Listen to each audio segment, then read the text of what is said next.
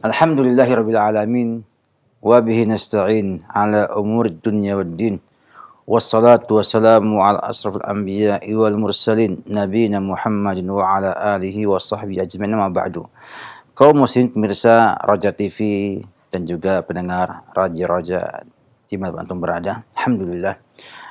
Segala puji bagi Allah Subhanahu wa taala yang telah memudahkan kita untuk bisa berjumpa kembali ya, dalam acara Fiqh Usrah ini, dan kita berharap Allah Subhanahu wa taala kemudahan terus untuk bisa melanjutkan dengan istiqomah pelajaran ini sampai kita semua mendapatkan yang terbaik yang Allah kehendaki untuk hidup kita di dunia ini.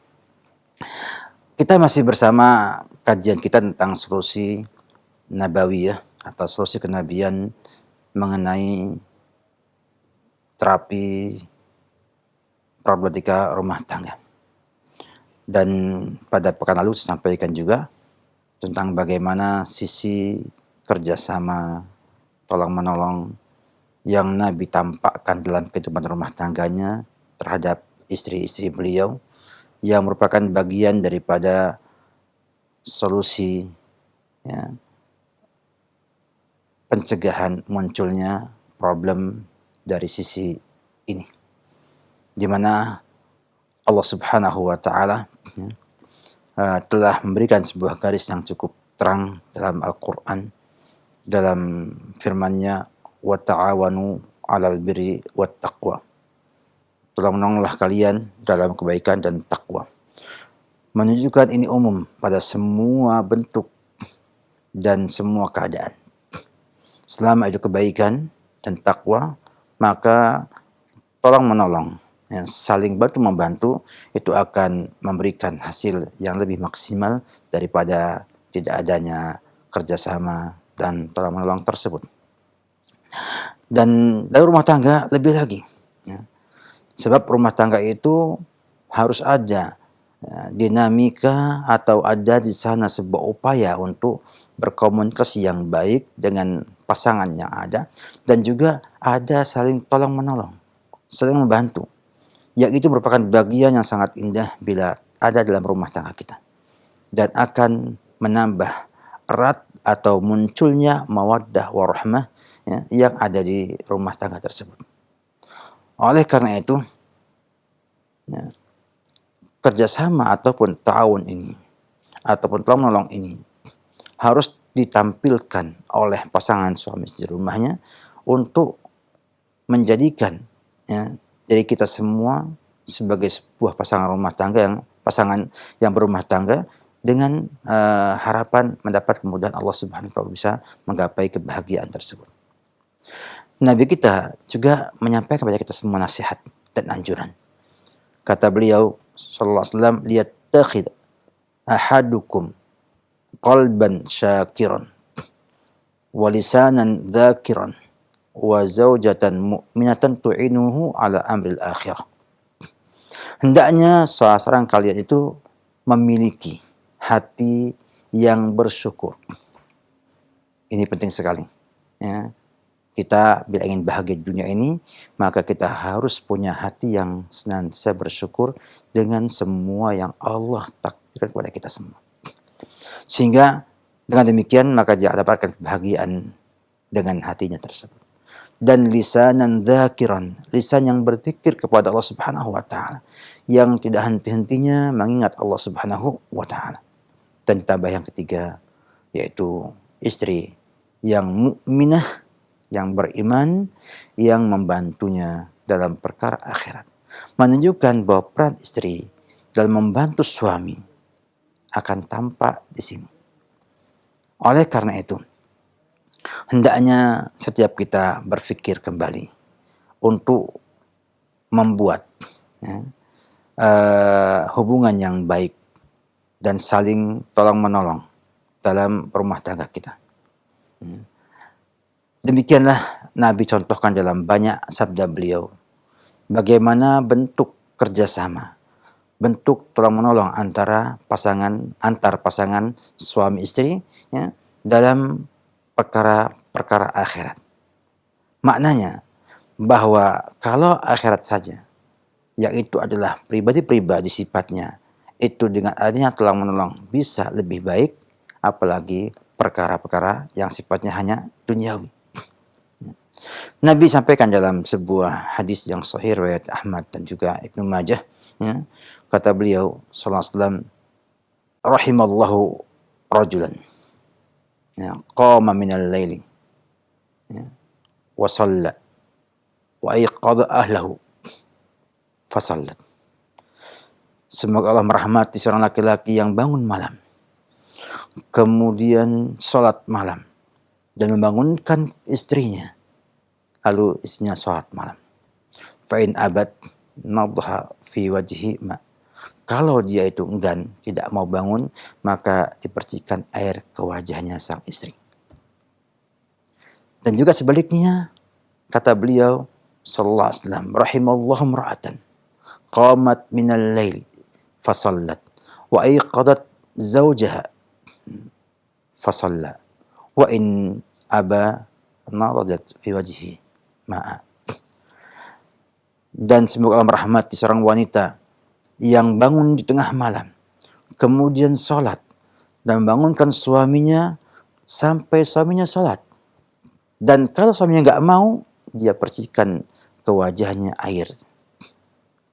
Dan bagaimana Nabi menggambarkan kepada kita pentingnya punya istri yang membantu suami dalam perkara akhirat. Demikian juga sang istri juga demikian, akan bahagia bila sang istri juga membantu, sang suami juga membantu, sehingga mereka berada dalam jalur yang sama, sama-sama beribadah kepada Allah Subhanahu wa taala dan bisa mewujudkan perintah Allah, wa ta'awanu 'alal birri wat taqwa. Bahkan dalam hadis yang lain juga riwayatnya Ahmad bin Hanbal dan Abu Daud dan Ibnu Majah, Nabi kita bersabda, "Idza staiqadha ar-rajulu minal laili, wa ayqadha ahlahu fa shallaya rak'ataini kutiba minadz-dzakirina Allah wadz-dzakirat." Bila seorang laki-laki bangun dari malam hari, lalu sholat, lalu membangunkan keluarganya, membangunkan istrinya, kemudian keduanya sholat 2 rakaat, kata beliau sallallahu alaihi wasallam, ditetapkan keduanya termasuk adz-dzakirina Allah katsiran wadz-dzakirat, masuk orang yang berzikir kepada Allah, ya, Subhanahu wa taala. Ini pujiannya sangat dalam dari Nabi kita Muhammad sallallahu alaihi wasallam, menggambarkan bagaimana konsep kerjasama antara suami istri dalam sebuah ibadah. Tentunya ini hanya contoh, ya. Ini sebagai contoh untuk dilakukan pada ibadah yang lainnya. Ketika berpuasa, sang istri masak sahur, sang suami makan sahur bersama istrinya, dan seterusnya. Adalah bentuk ta'awun, bentuk kerjasama yang nanti menghasilkan insya Allah sakinah, mawaddah, warahmah. Dan bisa menutup pintu-pintu problem rumah tangga yang cukup banyak. Ya. Apakah ini cuma anjuran? Tidak. Nabi kita Muhammad SAW juga menyampaikan kepada kita adalah bentuk yang nyata. Ummu Salamah dalam Sahih Bukhari menyampaikan kepada kita semua tentang Nabi kita sallallahu alaihi wasallam membangunkan keluarganya. Kata beliau, "Istaiqadha Rasulullah sallallahu alaihi wasallam al-lailah faz'an." Nabi itu pernah bangun malam hari dalam keadaan faz'a, kaget. Waqala, dia mengatakan, "Ma anzalallahu minal khazain wa ma anzala minal fitan." Ya, menyampaikan bahwasanya apa yang Allah turunkan malam ini dari khazain, dari perbendaharaannya, dan juga apa yang Allah turunkan dari fitnah-fitnah. Kata beliau, "Mayuqidu sawahibal hujar." Ya, sawahibal hujurat, siapa yang bisa membangunkan, ya, penghuni kamar-kamar hujrah, yaitu para istri Nabi kita Muhammad SAW. Ya.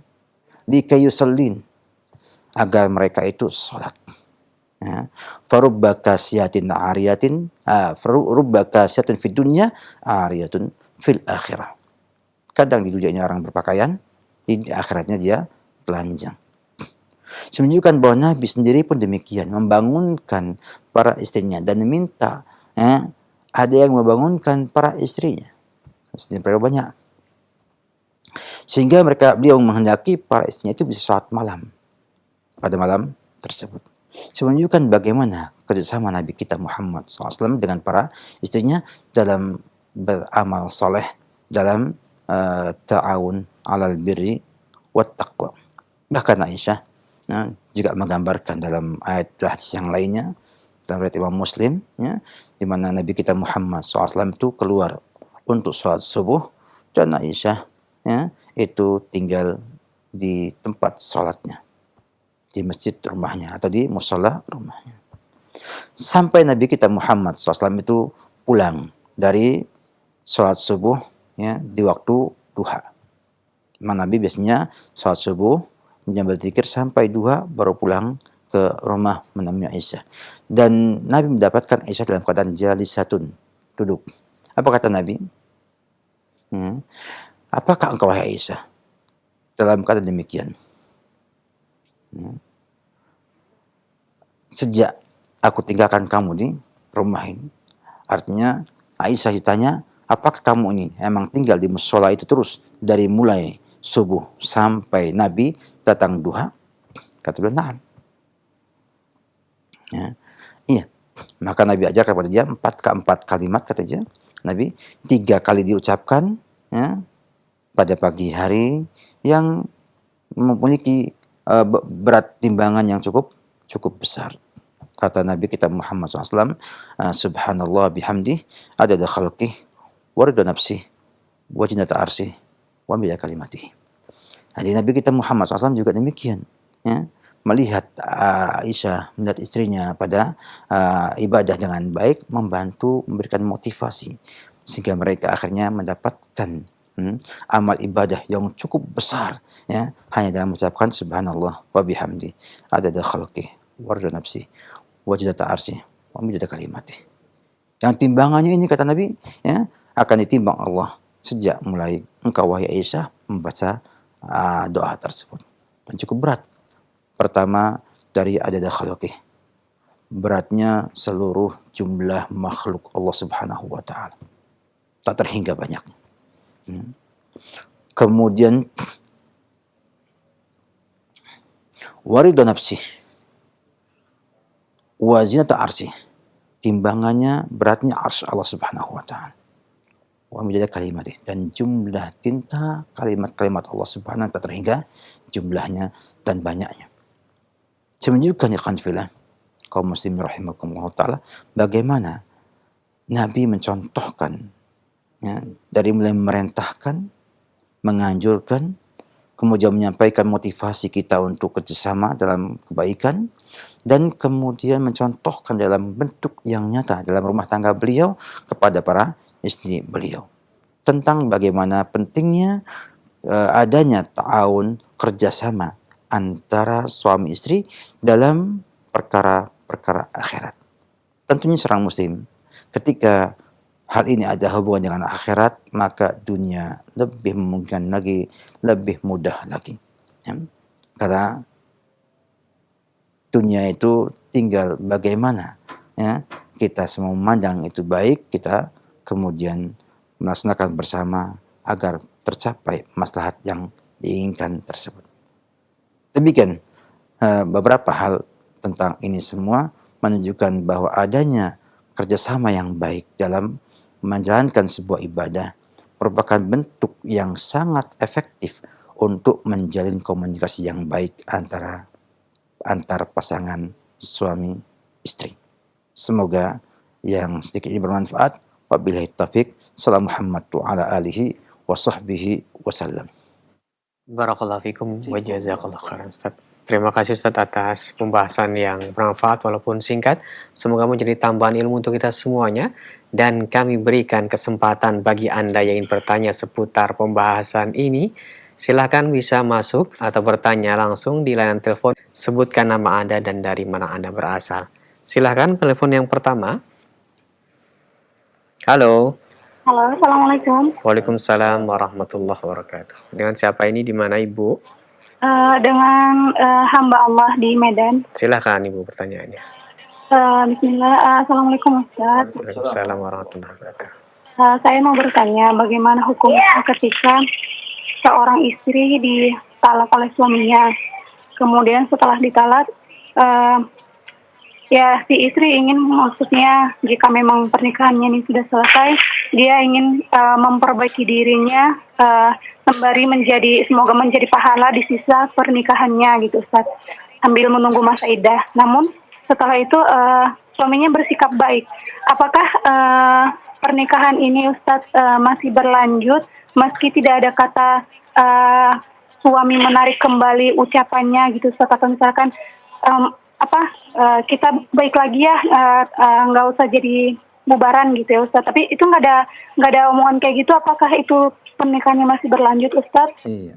Meski tidak ada bahasa kayak gitu, atau sampai habis masa idahnya itu udah putus gitu Ustaz. Tapi hubungannya baik, maksudnya dia tetap melayani melayani suaminya, semua ditunaikan gitu Ustaz. Dan suaminya pun sudah bersikap baik, tidak ada ya baik lagi gitu Ustaz. Iya. Itu aja. Barakallahu fikum, jazakumullahu khairan. Assalamualaikum warahmatullahi wabarakatuh. Waalaikumsalam Waalaikumsalam warahmatullahi warahmatullahi wabarakatuh. wabarakatuh. Alhamdulillah, kita bersyukur kepada Allah Subhanahu wa taala ya, bahwa banyak sekali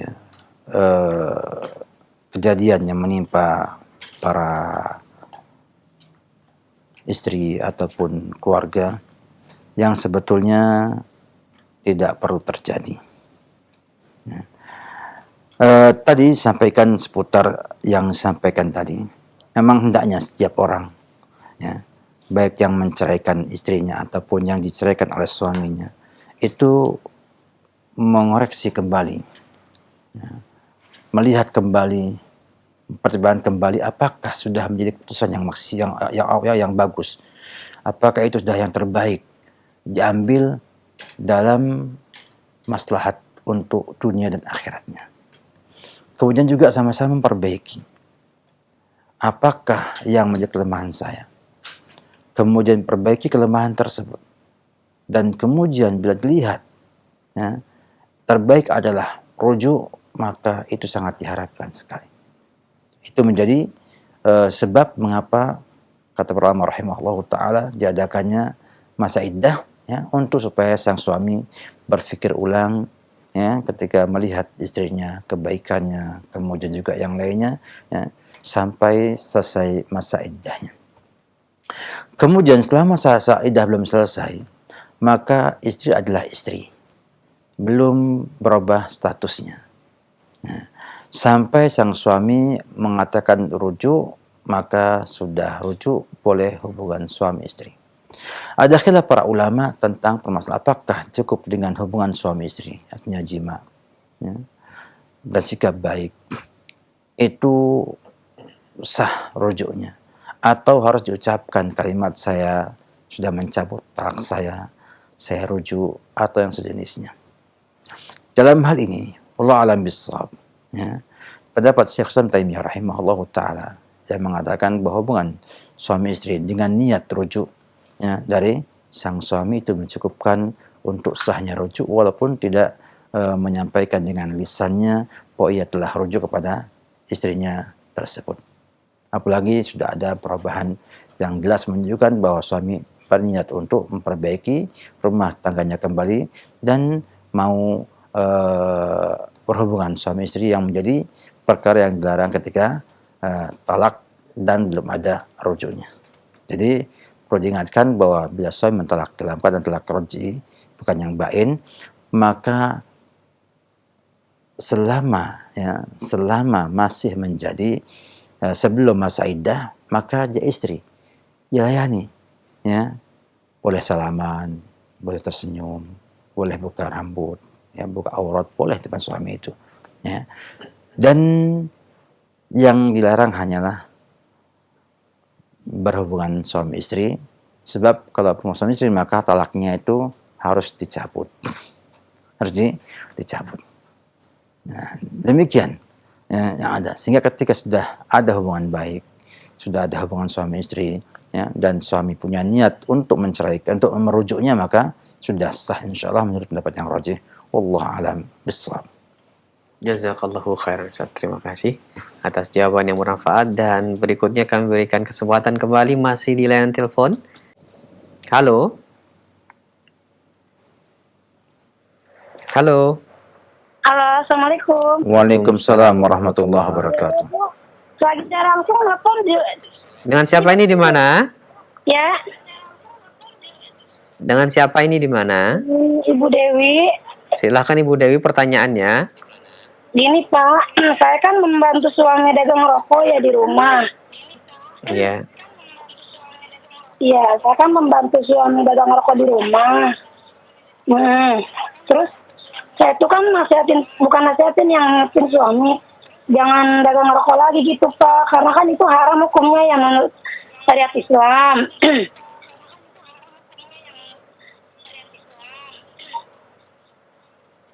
Terus pertanyaannya?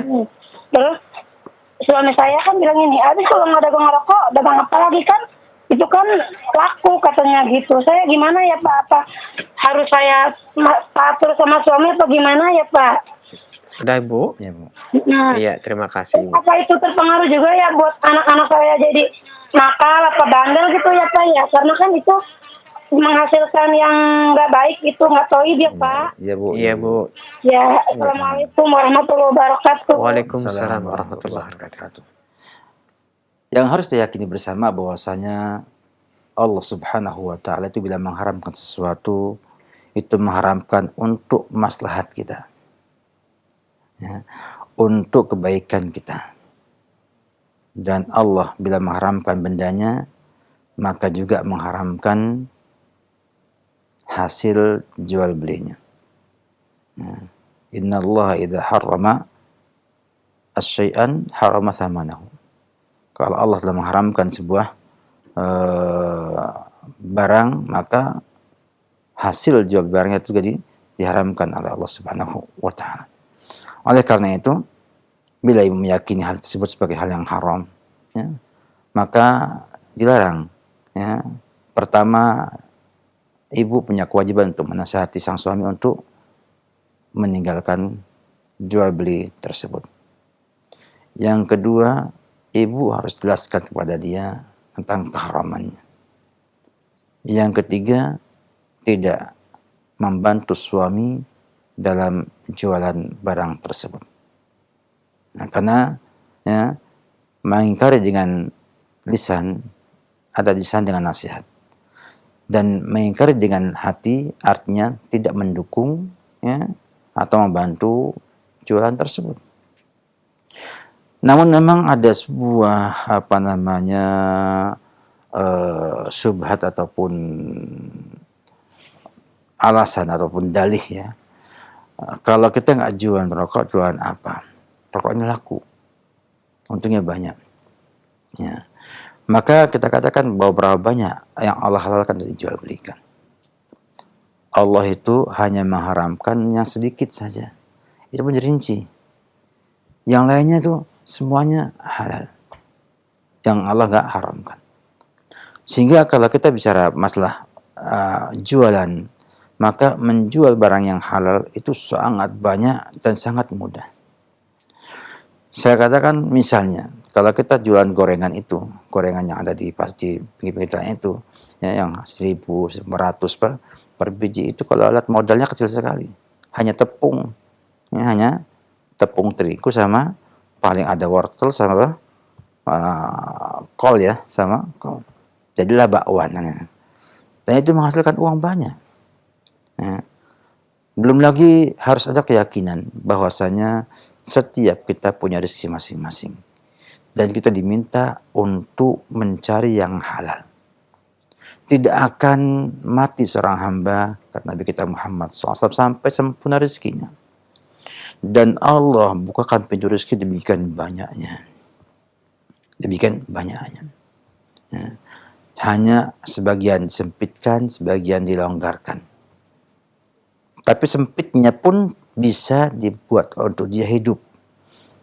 Hanya mungkin tidak semudah dan selonggar yang Allah rezekinya.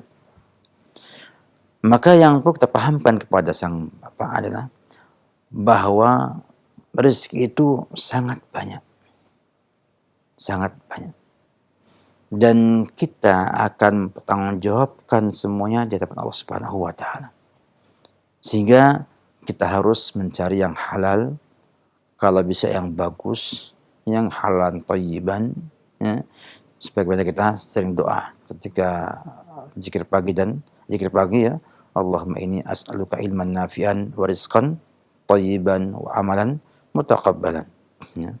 Kemudian kita harus mengakui juga bahwasanya semua amalan buruk, ya, dan semua barang yang haram itu memiliki pengaruh pada yang menggunakannya. Ya. Punya pengaruh buruk terhadap yang menggunakannya. Ya. Mungkin hilang keberkahannya. Sehingga akhirnya anak-anak pun, ya, berulah, ya, jadi nakal, ya, sebagai bentuk daripada hilangnya keberkahan di rumah tersebut. Ya. Demikian juga bisa jadi yang lainnya. Ya. Bisa jadi mungkin sempit pikiran kita, ya, selalu gundah, ya, tidak pernah tenang, dan lain sebagainya. Dan ini bisa dirasakan. Bahkan banyak sekali testimoni orang yang bergelut dengan al-haram kemudian pindah kepada yang lebih halal dan baik, maka dapatkan ketenangan yang tidak pernah dapatkan sebelumnya. Jadi bukan hanya teori, namun juga sudah dipraktikkan oleh manusia dan mendapatkan hal itu dalam kehidupan mereka. Ini dipahamkan kepada sang suami agar suami kemudian mengerti dan mau meyakini bahwa selama kita masih bisa mengangkat tangan kita kepada Allah Subhanahu wa taala, memohon rezeki kepadanya, Allah Subhanahu wa taala membuka rezeki suatu rezeki liman yasha. Allah itu akan membentangkan rezeki kepada yang dia kehendaki. Oleh karena itu, ya, sampaikan hal ini, ya, berikan kepada dia keyakinan yang benar tentang rezekinya Allah Subhanahu wa taala, insyaallah tanpa disuruh pun dia akan bisa meninggalkan hal tersebut. Intinya adalah bagaimana menanamkan keyakinan bahwa rezeki Allah sangat luas, itu tidak ngaruh dengan rezekinya bapak ataupun ibu sekalian. Semoga bermanfaat. Allah bisawab. Jazakallahu khairan Ustaz. Selanjutnya ikhwatul Islam, kami berikan kesempatan kembali. Silahkan untuk Anda yang ingin bertanya langsung kepada Ustadz pada kesempatan Sabtu pagi hari ini. Halo? Halo? Halo, Assalamualaikum. Waalaikumsalam warahmatullahi wabarakatuh. Dengan siapa ini Bapak, di mana? Dengan Ujang di Sulawesi Tenggara. Bapak Ujang, dikecilkan saja volume televisinya. Oh, ya. Bapak mendengarkan lewat telepon dan bertanya langsung supaya Ustadz bisa mendengarkan dengan jelas pertanyaan Bapak. Ya, silakan. Ya, Pak Ustadz. Iya, Pak Ustadz. Jadi gini pertanyaan saya, Pak Ustadz. Jadi sekarang pekerjaan saya kan ngojek tadinya. Ngojek tadinya. Karena saya ada masalah kesehatan, jadi saya sakit selama hampir 3 bulan. Kebetulan istri saya kerja di bagian koperasi simpan pinjam. Tapi di koperasi itu juga ada penjualan-penjualan seperti sembako. Yang setahu saya pekerja yang koperasi itu kan mungkin ada unsur riba ya Pak Ustadz. Jadi saya sekarang untuk sementara tergantung kepada istri saya untuk nafkah. Iya. Karena saya belum sempat belum bisa bekerja karena sakit, Pak Ustaz. Jadi Iya. gimana hukumnya itu, Pak Ustaz? Iya. Baik, Bapak. Terima kasih Bapak atas Mas. pertanyaannya. Iya. Oh, iya. Makasih Pak Ustaz. Iya. Assalamualaikum. Waalaikumsalam warahmatullahi wabarakatuh. Memang tidak kita pungkiri ya Iya, bahwasanya itu tergantung kepada koperasi sifat pinjam bagaimana, karena untuk mengklaim bahwa sebuah koperasi itu ada ribanya memang butuh ada sebuah dirasa ataupun riset, paling nggak ngerti apa muamalatnya, bagaimana transaksi yang ada di sana, sehingga tidak boleh seorang itu menghukumi sebuah lembaga yang kita tidak tahu isinya, sehingga terjadi nantinya hukum yang salah. Tapi kita coba dengan cara perkiraan. Oke lah, misalnya seandainya yang Bapak tuduhkan itu ada benar, tapi dia punya usaha lain, jual beli sembako dan lain sebagainya. Maka ada kemungkinan tercampurnya antara riba dengan yang tidak riba.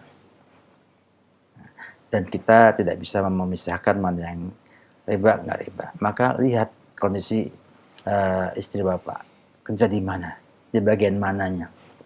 Apabila jadi bagiannya adalah bagian misalnya penjualan atau jual beli sembako dan lain sebagainya, maka nggak masalah, karena memang tidak ada hubungan dengan itu semuanya.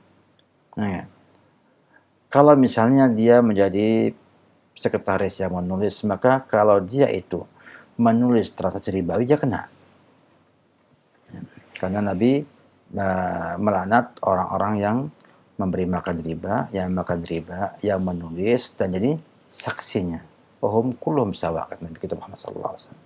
Jadi intinya Pak, karena tidak ada kejelasan dalam hal ini, artinya bisa jadi riba ada atau enggak ada, atau ada tapi tidak murni riba, campur dengan yang lainnya, maka mudah-mudahan Allah Subhanahu Wa Taala berikan Bapak harta lebih baik daripada itu semuanya, dengan kesehatan dan juga yang usahakan akan datang. Tapi kita tidak bisa mengklaim itu haram, karena apa? Karena itu masih ada kemungkinan tidak ke sana. Hanya dengan dua kemungkinan tadi, pertama ribanya nggak ada, ataupun kalau ada pun masih campur dengan usaha-usaha lain yang halal. Sehingga dalam hal ini maksimal ya hanya harta syubhat, ya, maka tidak masalah digunakan dalam kondisi seperti ini. Tapi dia bukan harta thayyib, ya. Artinya bukan harta yang ideal untuk kita jadikan sebagai konsumsi yang kita inginkan. Bagi kemudian pekerjaan ibu ataupun soal istri Bapak belum jelas di mana letak posisi kerjanya. Jadi mudah-mudahan Pak, Bapak berdoa sama Allah Subhanahu Wa Taala agar dimudahkan bisa jadi suami yang nanggung nafkah keluarga, dan bisa memilah yang paling baik dari harta yang ada untuk bisa dikonsumsi oleh Bapak dan keluarga Bapak, karena makanan itu sangat berpengaruh pada sifat-sifat kita semuanya. Makanya Imam Al-Ghazali ataupun Imam Asy-Syirazi sebelumnya, ya, yang pengarang kitab Al-Muhadzab mengatakan jangan beri anak-anak baik kita dengan susu hewan ternak, entah kambing, entah sapi. Kenapa? Karena makanan yang dimakan oleh mereka itu akan memiliki pengaruh pada sifat-sifat dan karakter yang dimilikinya. Maka hati-hati dalam masalah makanan yang halal, yang baik, insya Allah akan berkeberkahan dalam rumah tangga Bapak. Banyak berdoa, karena Allah lah yang akan memudahkan urusan kita semua, dan tidak ada yang susah bila Allah sudah permudahkan itu semua. Wallahu a'lam bishawab.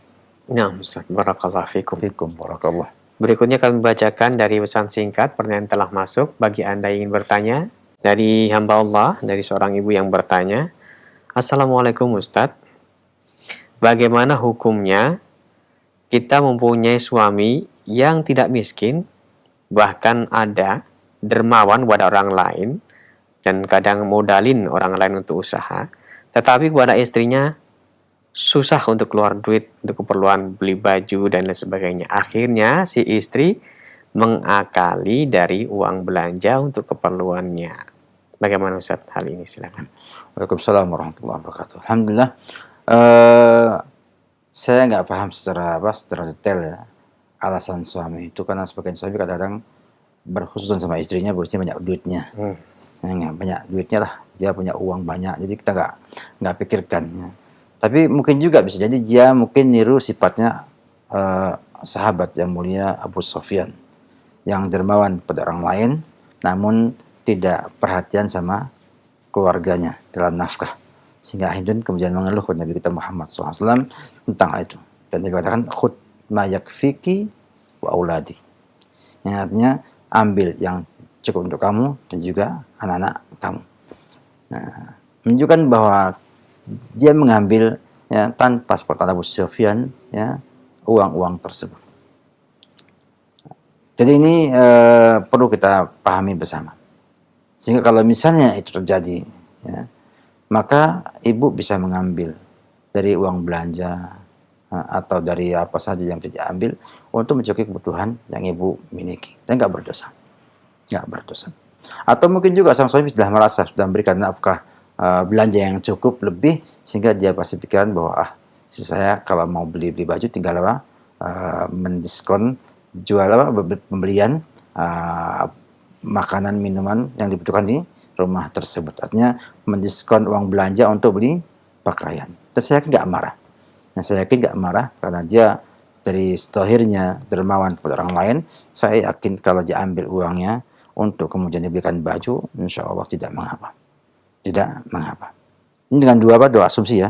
Pertama, dia memang dermawan, kemudian karena merasa sudah memberi nafkah lebih kepada keluarga, yang artinya kalau kurang belanja tinggal ngomong sama aja dia berikan, sehingga dengan asumsi itu maka dia kemungkinan tidak terfikirkan untuk ngasih pakaian secara zahir begitu ya, tapi sebetulnya dari uang yang dikasihkan itu dia bisa ya menggunakannya untuk membeli pakaian dan kebutuhan yang lainnya, kosmetik dan yang lain sebagainya.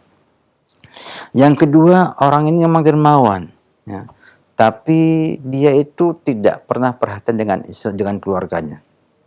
Nah, karena sibuk dengan kedermawanannya kepada orang lain, sehingga dia akhirnya pelit dengan istri dan anak-anaknya. Seperti kisah Hindun dengan Abu Sufyan. Maka ibu pun boleh ya mengambil dari uang belanja itu untuk kebutuhan ibu. Karena saya yakin suami itu memberikan uang belanja itu bukan hanya untuk beli ikan, lauk saja, tapi juga untuk kebutuhan dalam rumah tersebut. Bahkan kalau ibu belikan misalnya beli pot bunga pun nggak akan dimarahi oleh mereka, karena itu sudah masuk dalam uang belanja kebutuhan rumah. Maka kita lihat uruf yang kita berkembang di kita ini, bahwa suami kita ngasih uang ini uang belanja, artinya adalah uang untuk kebutuhan rumah tersebut, termasuk juga pakaian anak dan juga istri. Kecuali kalau dia zahirkan ini hanya untuk belanja ini aja ya, jangan yang lain-lain, lain urusannya. Ya, tapi yang jelas insya Allah alhamdulillah orang Indonesia pada umumnya begitu. Ya, kalau memberi uang belanja kepada istrinya bukan hanya untuk makanan dan minuman semata, namun boleh yang lain-lainnya. Sehingga beli pot bunga untuk menghiasi rumahnya dan sebagainya juga tidak ada masalah, karena itu masuk dalam kebutuhan rumah yang ada di situ. Wallahu alam bishawab. Barakallahu fikum Ustaz, terima kasih. Berikutnya pertanyaan dari seorang ibu.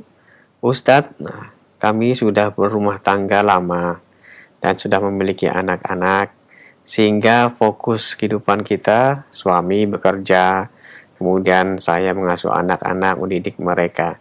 Dalam rumah tangga akhirnya begitu-begitu saja. Sudah tidak seperti awal-awal pernikahan. Gimana menghangatkan kembali rumah tangga kami, Ustaz? Silakan. Iya, dihangatkan tentu dengan api ya. Nggak mungkin pas tanpa api. Artinya ada di sana penghangatnya.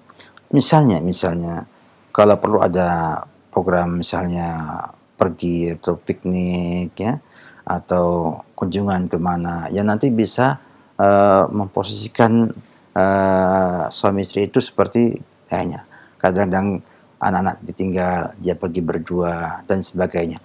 Bahkan tinggal suami dan istri bagaimana memanfaatkannya. Saya lihat dengan naik motor berdua ya sudah cukup bisa memberikan kesan tersendiri. Ya, atau naik sepeda berdua, ya, atau jalan kaki berdua, olahraga. Sekarang lagi musim ya, sepedahan, kemudian juga jalan kaki sehat, tapi sambil berdua. Tinggal bagaimana kedua pasangan berkomunikasi untuk menghangatkan kembali. Artinya menambah api cinta di hatinya supaya bisa membakar kehangatan rumah tangganya. Nah, itu bisa. Ya, banyak cara yang bisa dilakukan. Yang penting bagaimana suami itu mengerti. Memang hidup rumah tangga kalau monoton itu Bosankan. membosankan. Ya. Jangan kan rumah tangga, pengajian aja kalau tiap hari orang bisa bosan. Iya. Yang itu. Ya enggak, makan saja kalau tiap hari itu aja juga bosan. Ya. Saya bisa bayangkan orang nggak punya apa-apa begitu dapat daging ya di lebaran atau korban kayaknya bahagia sekali. Iya. Tapi kalau dia makan sampai 3 hari daging terus sudah nggak enak. Iya. Nah, jadi artinya bagaimana tidak monoton. Jadi prioritasnya dirubah dengan variasi ya mungkin bisa dengan banyak macam ya yang bisa kita lakukan. Misalnya kalau memang ingin berdua anak-anak mungkin dibawa ke rumah mertua, suruh tinggal di sana 5-6 jam, yang suami bisa pergi kemana untuk menghangatkan kembali rasa cinta ini dimilikinya. Karena ini penting sekali ya. Dan dia diantaranya Nabi kita Muhammad SAW demikian. Pernah ngajak balap lari dengan Aisyah. Berdua, balap lari. 2 kali. Yang ada dalam hadis. Yang pertama Nabi menang, yang kedua Aisyah yang menang. Atau sebaliknya. Ya. Jadi itu merupakan bahwa ada di sana variasi ataupun cara untuk memutus ataupun menghilangkan rasa bosan yang ada dalam sebuah rumah tangga, baik anak dengan orang tua atau sesama atau antar pasangan suami istri tersebut. Dan banyak caranya. Bagi zaman sekarang sangat mudah, fasilitas yang ada, ya, belanja berdua, ya, ataupun pergi berdua, ya. Dan itu cukup untuk kita jadikan sebagai sarana. Dan kalau bisa jangan lihat TV-TV yang hanya menampilkan kebohongan-kebohongan ya. Ada dari drama Korea sampai drama nggak tahu apa ya. Yang itu semuanya bohong. Ya, bohong. Ya. Artinya kalau saya katakan bahwa mungkin 75% itu bohongnya. Ya. Dikiranya bahwa itu jadi contoh bagi yang lain sehingga akhirnya dia merasakan bahwa yang dibikinnya ini dingin, padahal sudah hangat hangat. Sehingga akhirnya timbullah pikiran yang macam-macam sehingga mengukur hubungan rumah tangga itu dengan film-film tersebut, dan bahaya sekali.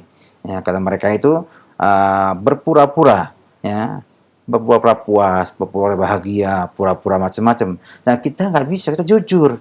Kita nggak bisa sama antara yang jujur dengan yang pura-pura gitu loh. Sehingga jangan kemudian terkecoh oleh itu semuanya. Makanya saya ngajurkan gak usah tonton televisi yang lainnya, cukup yang bermanfaat, berisi pengetahuan, ilmu, pendidikan, iman, itu yang kita lihat. Sisanya dimatikan aja lah kanalnya ya. Kemudian kita bisa fokus memperbaiki keadaan kita dengan melihat, berkomunikasi, Pak, enaknya bagaimana nih supaya kita ini kembali segar kembali. Dan insya Allah dengan adanya komunikasi nanti akan muncul ya, walaupun sudah tua-tua keladi ya, tua-tua tapi tidak seperti tua jiwanya. Nah, demikian. Allah alam bisawab. Baik Ustaz, terima kasih atas nasihat dan jawabannya. Selanjutnya kami berikan kembali, silakan. Masih kita lanjutkan untuk memberikan kesempatan di layanan telepon.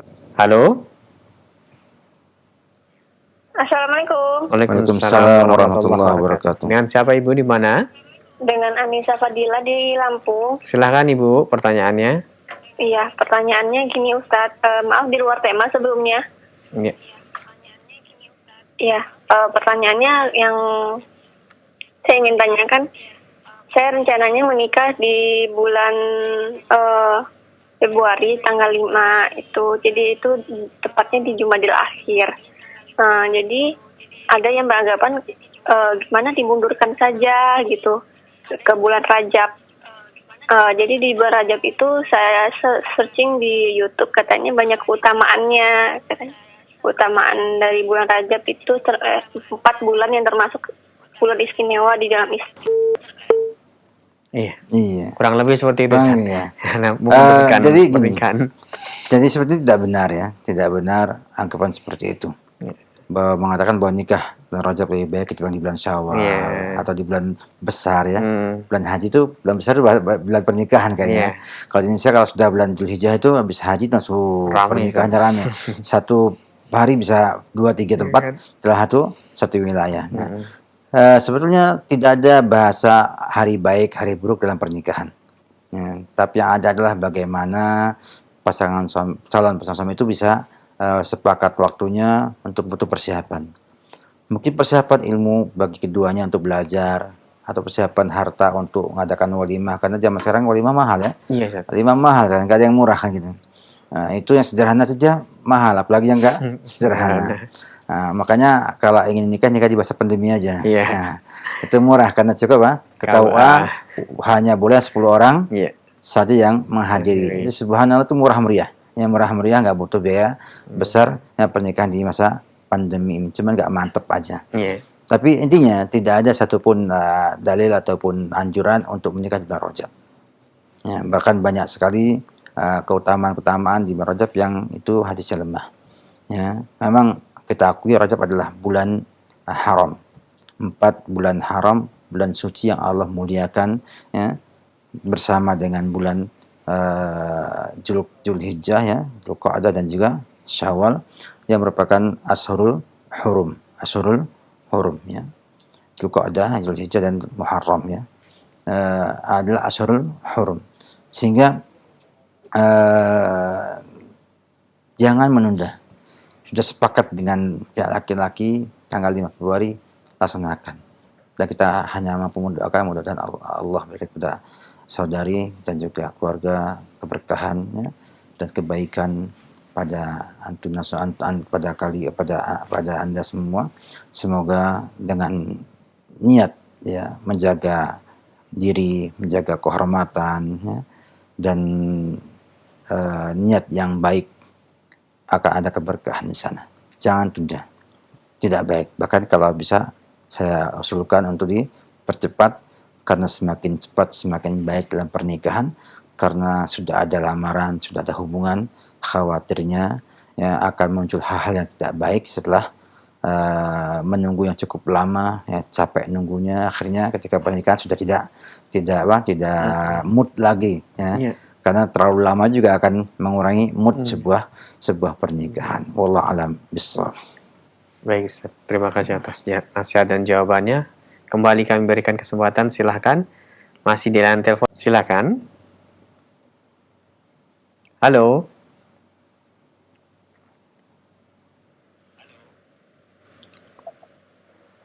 Halo. Assalamualaikum, Waalaikumsalam warahmatullahi wabarakatuh. Dengan siapa ini? Di mana? dari Krisna Jakarta, Ustaz. Silahkan Bapak pertanyaannya.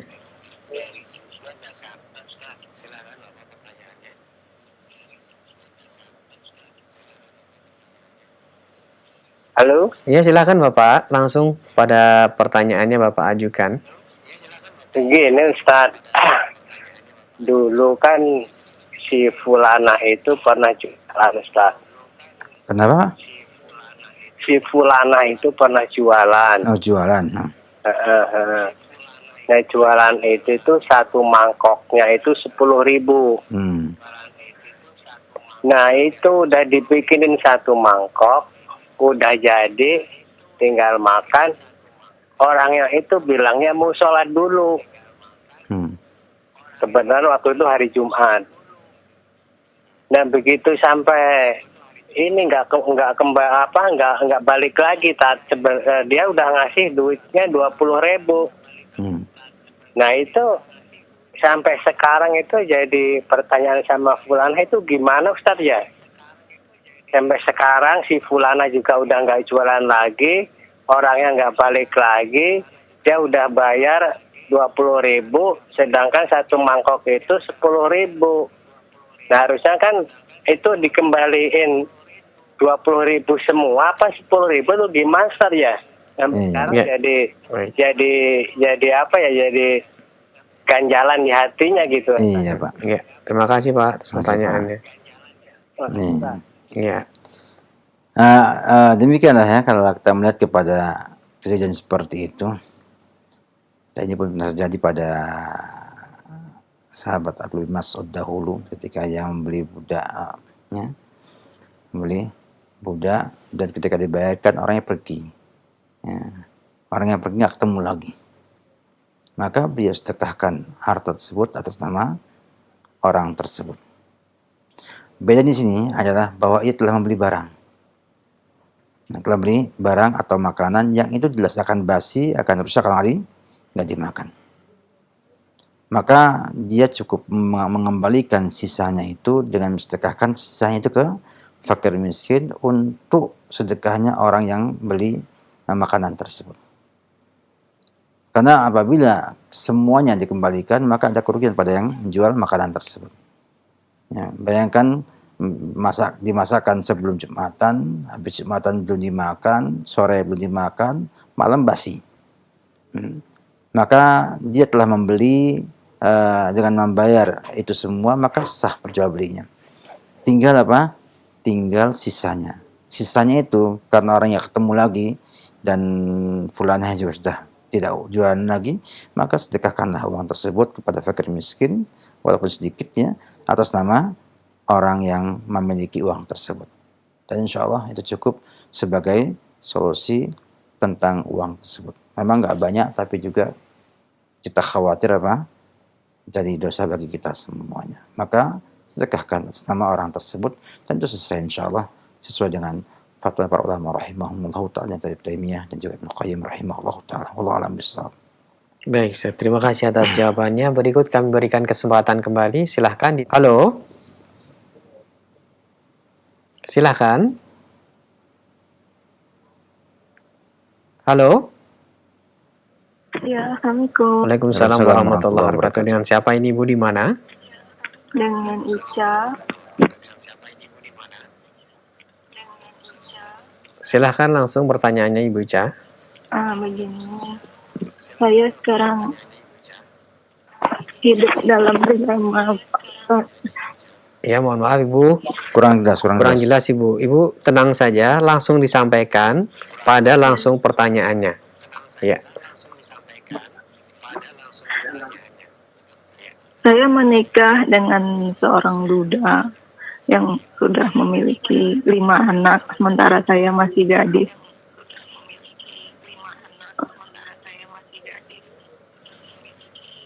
Nah, saat ini saya merasa menyesal karena sepertinya saya tidak sanggup untuk hidup seperti ini. Apa yang harus saya lakukan, Pak Ustadz? Terima kasih. Iya. Iya. Silakan. Ya. Ada beberapa opsi yang bisa Ibu lakukan dalam hal ini. Yang pertama, bersabar, ya, dan ingat bahwasanya dunia ini hanya sementara, dan yang namanya kesedihan, derita yang kita miliki itu sangat sedikit dibanding dengan kebahagiaan yang Allah berikan kita semua. Sehingga bersabar dalam hal ini cukup baik untuk Ibu, ya, dan mudah-mudahan Allah beri pahala atas kesabaran tersebut. Opsi yang kedua, ya, apabila ada masalah yang berat, ya, yang berat pada ibu dan suami atau anak-anak, coba diurai, dianalisa kembali apa sebabnya. Kemudian diupayakan untuk ada penyelesaian, ya, ada penyelesaian. Dan yang terbaik adalah kalau misalnya melibatkan dua keluarga sekaligus untuk dalam rangka mengambil solusi yang terbaik untuk kebaikan ibu dan suami ibu dan anak-anak suami tersebut. Dan itu insya Allah akan ada solusi yang baik. Dan bila kemudian ibu dengan keadaan seperti itu, ya, kemudian merasa bahwa tidak bisa tinggal bersama suami dan takut kufur, tidak mampu menunaikan hak-hak suami dengan baik, maka Islam memberikan solusi dengan khulu, gugat cerai. Dan itu tidak mengapa dan baik. Tapi tentunya sebaiknya karena perkara yang syar'i. Seperti tadi, ya, takut kufur atas suami, ya, dalam hal ini. Sehingga nanti akan muncul kebaikan pada ibu. Dan yakinlah bila kita itu berbuat sesuatu karena Allah Subhanahu wa taala, Allah akan ganti yang lebih baik. Kalau ibu bersabar pada suami tersebut, mudah-mudahan sabarnya menjadi sebab Allah berikan kebaikan pada ibu di kemudian hari. Dan itu banyak contohnya dalam kehidupan kita sehari-hari. Atau ibu pun bercerai pun dengan cara tergugat cerai itu kalau karena Allah Subhanahu wa taala. Artinya karena ibu emang tidak mampu lagi untuk bisa bersama suami, bisa menunaikan hak-hak suaminya karena faktor hilangnya cinta atau tidak mungkin sudah tidak suka sama suami yang membuat ibu nggak bisa lagi menunaikan hak-hak suami, maka daripada berdosa lebih baik bercerai karena Allah Subhanahu wa taala. Atau kalau suami terlalu kejam, KDRT dan lain sebagainya, yang dibolehkan kita untuk menggugat cerai, maka insya Allah perceraian adalah jalan terbaik untuk ibu agar ibu bisa mendapatkan yang lebih baik insya Allah di masa yang akan datang. Jadi semuanya kembali pada ibu bagaimana memahami kondisi yang ada. Yang saya khawatir adalah kalau ibu merasa kena masalah 1, 2, 3, 4 kali, kemudian langsung putus asa dan merasa bahwa suami tidak mungkin baik, ini tidak baik. Ya, dalam rumah tangga tidak ada yang tidak masalah. Apalagi ibu ya masih single dulu, belum pernah punya suami, menikah dengan duda yang punya anak 5. Tentunya tidak semudah kalau ibu menikah dengan sesama bujangannya yang tentunya berbeda dengan yang ini. Karena anak yang punya 5 orang anak, 5 orang kan banyak. Artinya kalau ibu gak siap untuk memelihara 5 orang anak, tentunya akan muncul permasalahan yang ada. Tapi ingat, bahwa susah payahnya seorang wanita memelihara anak suaminya, itu berpahala besar. Berpahala besar. Maka ingatlah itu semua. Maka ibu pilih mana yang terbaik dari opsi yang ada, dan mudah-mudahan Allah Subhanahu wa taala memberikan ibu kebaikan dari semua pilihan yang ibu pilih dari opsi-opsi tersebut. Wallahu a'lam bishawab. Syukron Ustaz. Pertanyaan berikutnya kami akan beralih ke pesan singkat. Ada pertanyaan yang telah masuk dari Umu Nadia di Bekasi mau bertanya. Ada seorang laki-laki yang berpoligami dan sudah menceraikan salah satu istrinya dengan talak 1 dan sampai selesai masa iddahnya. Yang menjadi pertanyaan, bagaimana hukumnya laki-laki ini suka mengunjungi istri yang telah diceraikannya dengan alasan menengok anaknya yang masih balita. Kemudian laki-laki ini terkadang nginap dengan alasan anak yang balita menangis jika ditinggal pergi sama bapaknya. Mohon nasihatnya Ustaz. Yang pertama kita harus ketahui bersama dan yakini bahwasanya apabila sudah bercerai dan selesai masa iddahnya, maka sang suami yang tadinya suami itu kayak orang lain. Maka hukumnya seperti itu. Ya, kalau misalnya ibu di rumah ya, sendirian sama anak saja, ada laki-laki asing tinggal sama ibu di rumah tersebut, bagaimana hukumnya? Ya, sama. Ya.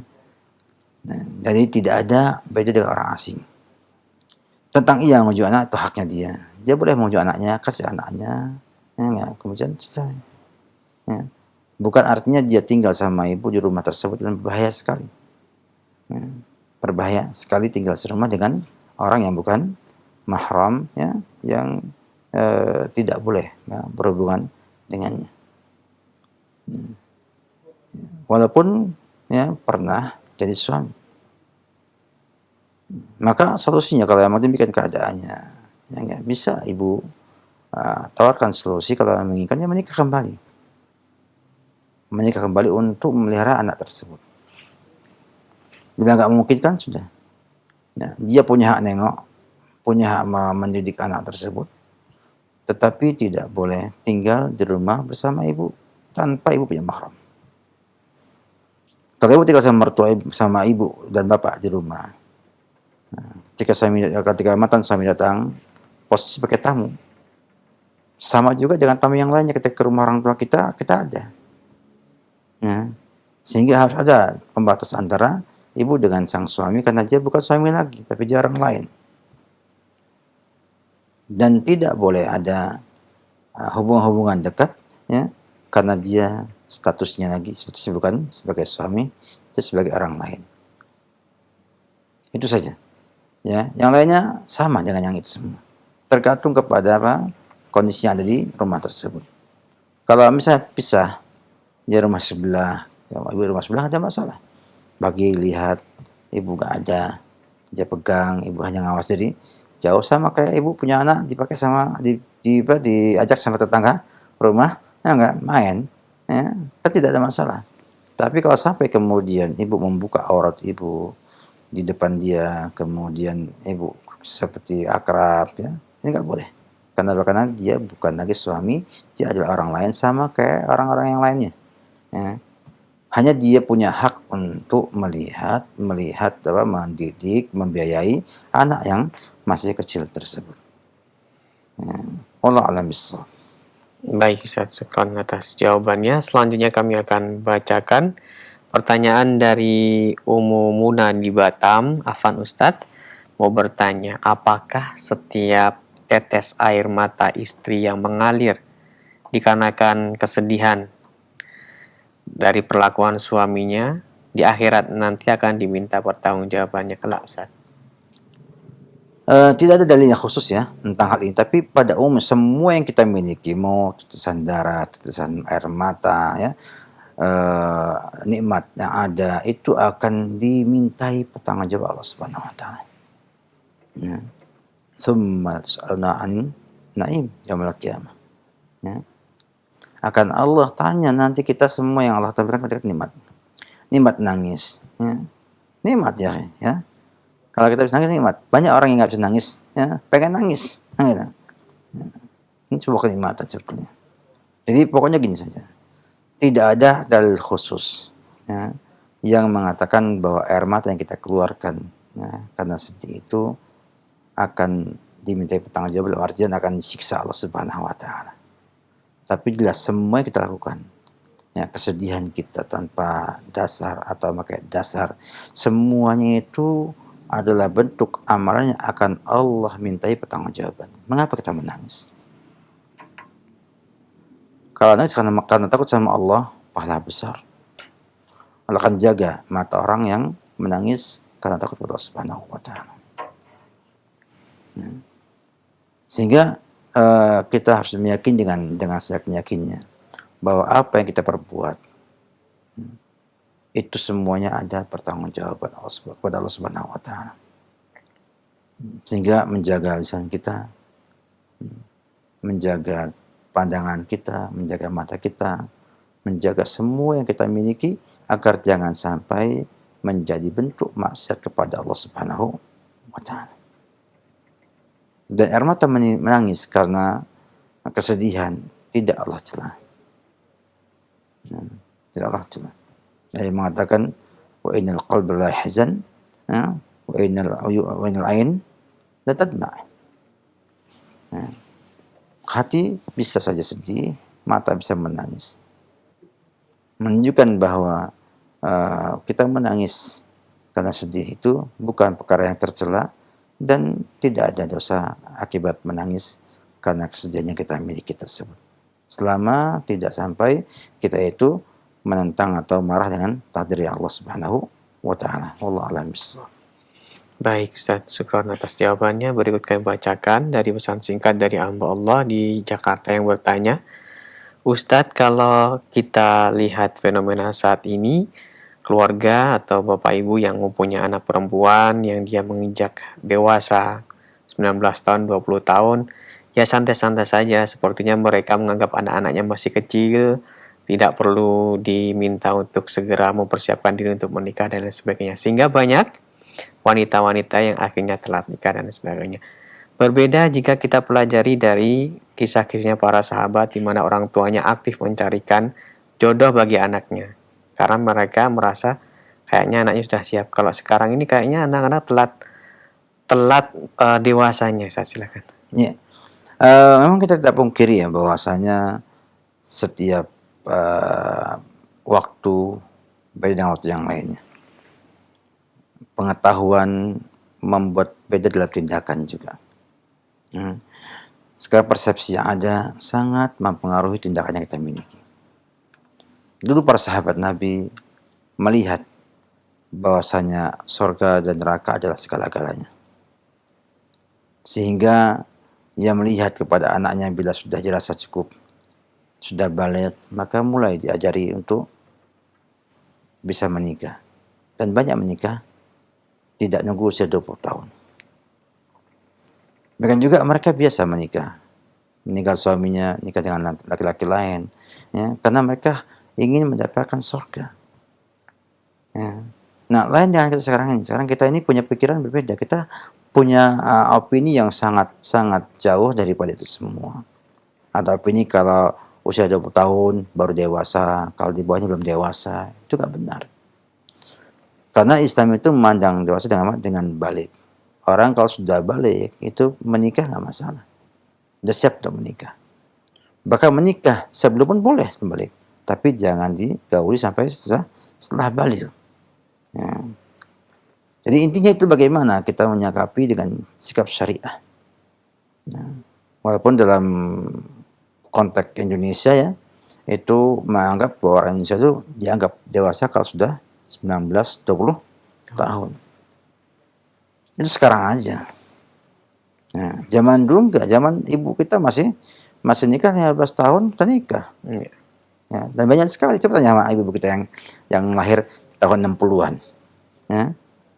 Masih dapatkah mereka menikah? Ada 16 tahun, ada yang baru haid nikah, ada yang belum haid nikah. Selesai nikah haid.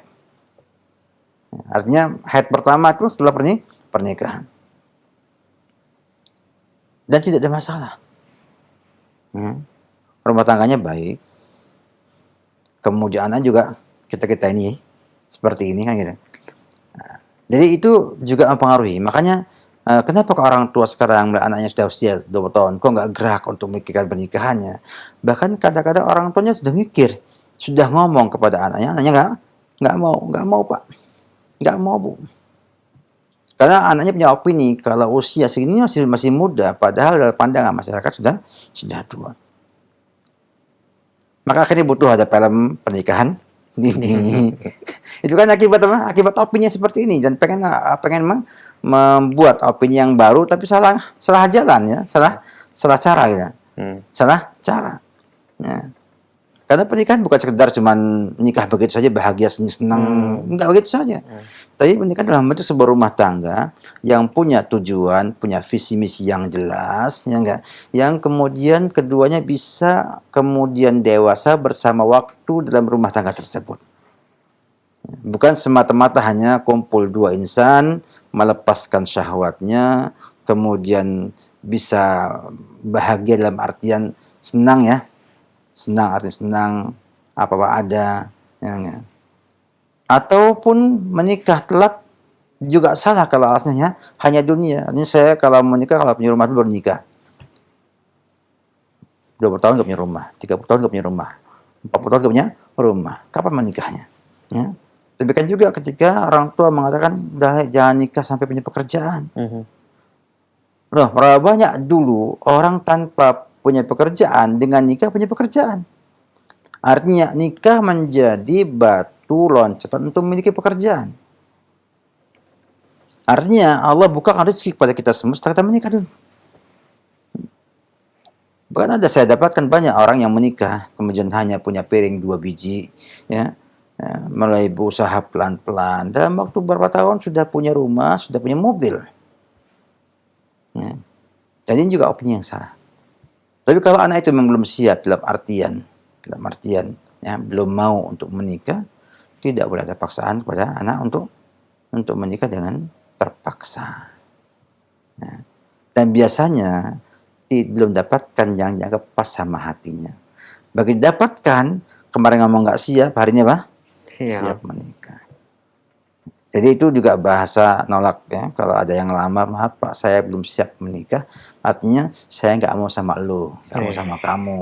Ya, makanya jangan pede ya. Kita kan bahwa kalau jangan, saya nggak siap, berarti ya emang nggak suka sama saya, udah nggak apa-apa. nggak usah bete, nggak usah Iya. ah, Baper. baper, cukup udah tahu bahwa dia emang nggak mau sama kita, selesai. Iya. Nah, itu. Kalau dia sudah seneng, nggak ada nggak siap. Mm-mm. Enggak.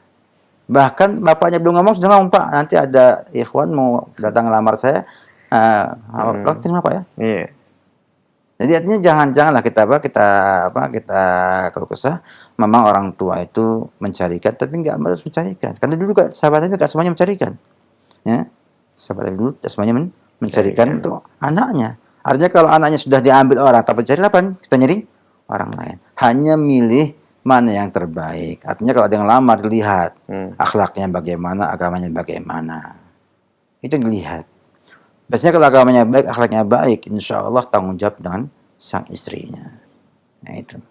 Yang lainnya tambahan-tambahan. Orang kaya punya ini itu, alhamdulillah. Mapan kerja, alhamdulillah. Sebagai apa? Sebagai tambahan. Sehingga ada istilah kalau sudah punya penghasilan, punya apa?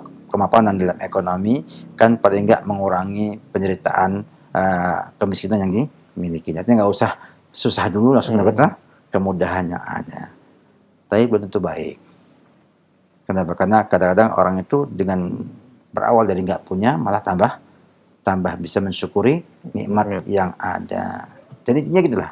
Jangan berpikir duniawi dalam masa pernikahan. Ikutlah tuntunan syariat. Bila dilihat anak kita 16 tahun sudah baik, ya, dan bisa menikah dengan baik, nikahkan. Tapi masalahnya dalam masalah apa? Legalitas pemerintah belum boleh. Tapi bisa karena apa? Karena ada di sana proses di pengadilan. Ya, kita bisa berhujah dengan hujah bahwa anak ini kasihan karena udah siap, dan kalau dibiarkan takut akan rusak akhlak dan agamanya, dan insya Allah bisa. Artinya itu bisa dinego. Semua aturan manusia bisa dinegosiasi. Tapi kalau aturan syariat tidak ada nego sama sekali. Wallahu a'lam bishawab. Baik Ustaz, terima kasih atas jawabannya. Selanjutnya kita akan beralih. Kita berikan kesempatan untuk Anda. Silakan di sesi terakhir ini Anda bisa menghubungi kami via telepon. Halo. Silakan. Halo. Iya. Silakan. Halo. Iya. Saya mau tanya Ustaz. Bapak dikecilkan dulu ya volume televisinya Saya mau tanya Ustaz. supaya kami bisa fokus pada pertanyaan Bapak, tidak terganggu dengan suara yang masuk dari televisi. Apa hukumnya sholat memakai celana cingkrang? Yang kedua, masalah sholat witir yang 1 rakaat dengan yang 2 rakaat itu duduknya istirahat apa tawarud? Iya. Iya. Cukup ya Pak ya. Ya. Assalamualaikum. Waalaikumsalam warahmatullahi wabarakatuh. Sholat dengan celana cingkrang hukumnya boleh-boleh saja, bukan wajib. Yang jelas bahwa selama ia tutup auratnya, maka sah sholatnya. Ada khilaf ulama tentang orang yang menggunakan celana sampai isbal, sampai melewati mata kakinya. Itu ada khilaf, apakah sholatnya sah atau hanya berdosa saja. Sehingga kalau orang sholat dengan cingkrang, maka tidak ada masalah. Yang penting apa? Tidak menampakkan auratnya. Kalau aja menggunakan celana yang sampai di atas mata kaki, ya di atas lutut, nggak mungkin sholat. Artinya orang Indonesia ini udah paham. Artinya kalau antum sholat nggak pakai celana di bawah lutut, mesti orang udah nggak mau. Nggak mau. Bahkan nyari sarung dulu di masjid, mana ada nggak yang menjadi sarungnya. Jadi subhanallah, jadi hal yang sudah lazim ya, dan sudah jadi hal yang tabiat ya, tabi'i, alami. Orang kalau sholat itu nggak mau pakai celana pendek. Ya, tetap nyari apa? Ini bahkan katanya nggak jadi sholat gara-gara nggak ada sarung. Nggak ada sarungnya. Jadi intinya itu. Yang kedua, permasalahan yang kedua itu masalah tentang tadi sholat ya. Sholat tadi bahwa sholat witir, ya, apakah untuk iftiras ataupun tawaruk? Ya, kalau 1 rakaat atau 3 rakaat, ya. Maka kalau 2 rakaat kan nggak ada ininya, bukan witir ya, 3 atau 1 rakaat. Kalau untuk yang 1 rakaat, ya, maka dia iftiras. Demikian juga yang 3 rakaat iftiras menurut pendapat yang rajih. Ya. Kalau dalam mazhab Syafi'iyah sampaikan tawaruk, karena semua tasyahud yang ada di akhir, yang di akhir salat, maka mereka tawaruk. Tapi hukumnya sunnah saja. Artinya kalau kita tawaruk juga sah, kalau kita itu juga sah. Yang nggak boleh yang tidak witir. Ya. Jadi istilahnya itu jangan sampai ya hal yang istilahnya itu para ulama membolehkan, ya. Para ulama hanya antara sunnah dengan boleh, kita kemudian malah tidak mengamalkan sama sekali. Intinya, ya, para ulama ada 2 pendapat di sini yang mengatakan kalau dia itu tahiyatnya pertama, artinya cuma sekali, maka dia iftiras. Salat subuh, salat sunnah, ya, 2 rakaat semuanya iftiras. Sehingga kalau dia witir 1 kali, kan cuma sekali tasahudnya. Juga yang 3 kali juga, 3 rakaat juga 1 kali tasahudnya. Ada yang mengatakan semua tasahud akhir, artinya yang dia kerjakan sebelum salam, maka dia tawaruk. Sunnahnya demikian. Dan alhamdulillah bukan hal yang terlalu urgen untuk kita permasalahan ini. Yang jelas, ya, yang rajih wal bisawab menurut pendapat saya pribadi adalah dengan iftiras. Ya, demikian, semoga bermanfaat. Jazakallahu khairan, Ustaz. Selanjutnya kami berikan kesempatan kembali, silahkan, masih di layanan telepon. Halo, dengan siapa di mana? Dengan Adit, saya di Bintaro. Silahkan. Begini, Tat. Ya. Assalamualaikum warahmatullahi wabarakatuh. Waalaikumsalam warahmatullahi wabarakatuh. Saya itu ada sedikit ganjalan dalam hidup, bahwa saya itu menikah, tetapi saya baru mengetahui bahwa saya itu sebetulnya adalah anak angkat. Apa hukumnya dan apa yang harus saya perbaiki? Karena saya baru mengetahui setelah saya itu menjalankan pernikahan kurang lebih berarti 15 tahun, Tat. Ya. Mohon Ya. bimbing. Terima kasih, Tat. Assalamualaikum warahmatullahi wabarakatuh. Waalaikumsalam warahmatullahi wabarakatuh. Masya Allah ya, pernikahan 15 tahun itu masih baru, Masya Allah. Ya. Itu prestasi besar ya. Iya. Bahwa orang masih masa baru, padahal 15 sudah 15 tahun pernikahan. Mm-mm. Kalau Anda sebagai laki-laki, status orang tua Anda Yang angkat angkat. atau enggak angkat tidak mempengaruhi akad nikah yang Anda lakukan. Iya. Ya, mungkin ada kesalahan, tentu ada ya. Karena nggak boleh orang itu ngangkat anak, mengatakan itu anak saya padahal bukan anak saya, atau mengatakan dia itu dengan nasabnya saya padahal bukan anak saya, nggak boleh. Tetapi itu tidak menyangkut pernikahan yang Anda lakukan, sehingga tidaklah itu harusnya tidak dianggap sebagai ganjalan yang ada dalam pernikahan, karena pernikahan laki-laki tidak butuh kepada wali, karena dia nggak butuh wali, yang ijab kan wali, dia hanya qabul. Sehingga laki-laki itu pakai wali nggak pakai wali sah pernikahannya. Hanya mungkin tertulis di akte pernikahannya adalah saya nama orang tua fulan, ya, padahal bukan orang tuanya. Maka itu pun tidak mempengaruhi keabsahan dalam pernikahan, tetap sah pernikahan. Dan semoga Allah Subhanahu wa taala beri keberkahan pada pernikahan Bapak yang baru 15 tahun tersebut, ya, sampai Bapak meninggal dunia dalam kondisi bahagia bersama istri dan anak-anak Bapak. Amin ya rabbal alamin. Nah, Ustaz, barakallahu fikum, jazakallahu khairan. Nampaknya pertanyaan Bapak tadi merupakan pertanyaan penutup di pertemuan kita.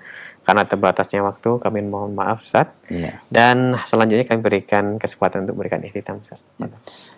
Alhamdulillah ya, kita harus banyak bersyukur kepada Allah Subhanahu wa taala, ya, karena Allah berikan kepada kita konsep dan juga contoh praktisnya di kehidupan Nabi kita Muhammad sallallahu alaihi wasallam, yang dengan ini mudah-mudahan kita belajar tentang kehidupan Nabi kita Muhammad SAW, walaupun hanya sedikit dari sisi ke rumah tanggaannya bisa memberikan inspirasi kepada kita untuk terus belajar membaca hadis Nabi, memahami hadis Nabi yang merupakan petunjuk yang sangat berharga dalam kita menjalani kehidupan rumah tangga kita.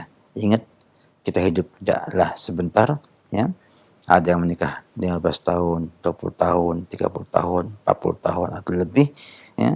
Dan dengan kita melihat kepada contoh Nabi, insya Allah banyak problem rumah tangga yang kita bisa selesaikan, ya, dengan izin Allah Subhanahu wa taala, dan bisa kita dapatkan keberkahan karena kita mengikuti contoh Rasulullah sallallahu alaihi wasallam.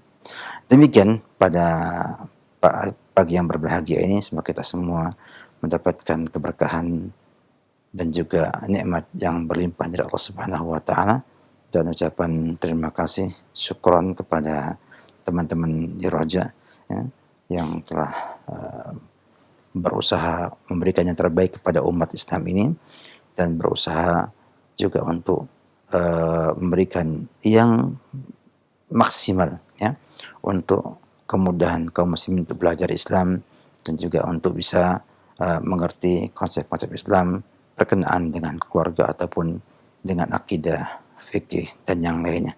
Semoga Allah Subhanahu wa taala menjadikan ini sebagai pemberat timbangan teman-teman di Roja, baik dari krunya sampai dengan komisarisnya, ya, sehingga jadi timbangan amal saya yang baik di akhirat nanti.